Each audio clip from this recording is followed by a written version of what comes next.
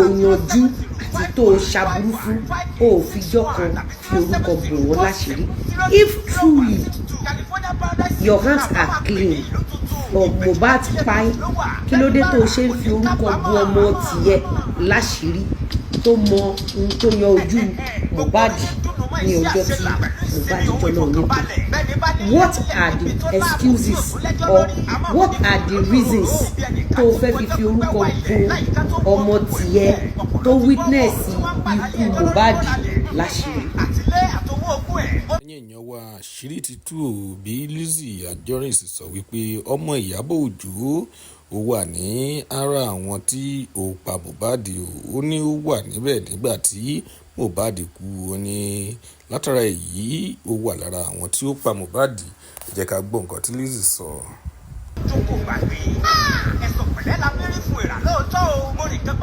You stated it clearly that he died inside the house. Then, the question I want to ask, when he died inside the house, was his blood was drained for a purpose? Was part of his body was being taken for purpose? What was the connections between you, Mohbad, and those people later sponsoring the cover-up of Mohbad? What was something else? When your own son was there when you died in his house, then why did you send Prime Boy to prison? Tẹ́ bá ń bèrè lọ́wọ́ Ìyábọ̀ Gistlover nìkan ṣoṣo lè tètè ẹ bá wa lọ sí péèjì gbogbo àwọn tẹ́ bá ń rí pẹ̀lú Gistlover, ẹ bá wa bèrè pé ọmọ tán pa ń kọ́ àbí kí ló pa Mohbad, ẹ bá wa bèrè. She said ọmọ òun, ọmọ bíbí inú òun ó wà nínú ilé ẹ̀ lọ́jọ́ tó kú, ó lóun fi orúkọ bò ọmọ yẹn láṣìírí. So tó bá jẹ́ pé ikú Ọlọ́run ní ikú Mohbad, kí ló dé tó ṣe fi orúkọ bò ọmọ tiẹ̀ láṣìírí?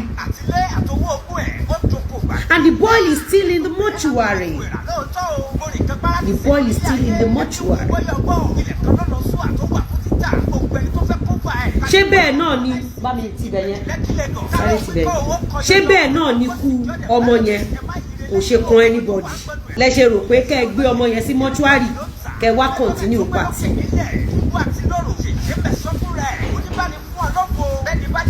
Let's stop the party here and continue with party.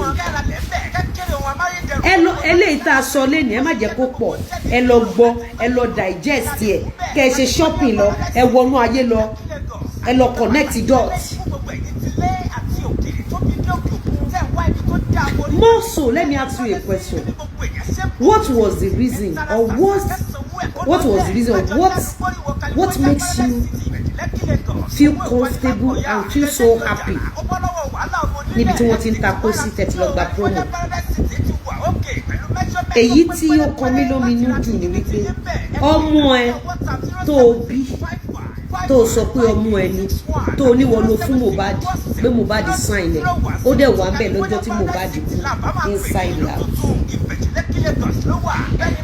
Ọmọ yẹn ibo ló sọ fún ẹ pé ó kú sí? Ibo ló describe fún ẹ pé ó kú sí? Aago mélòó ló kú? Ìwọ ló sọ.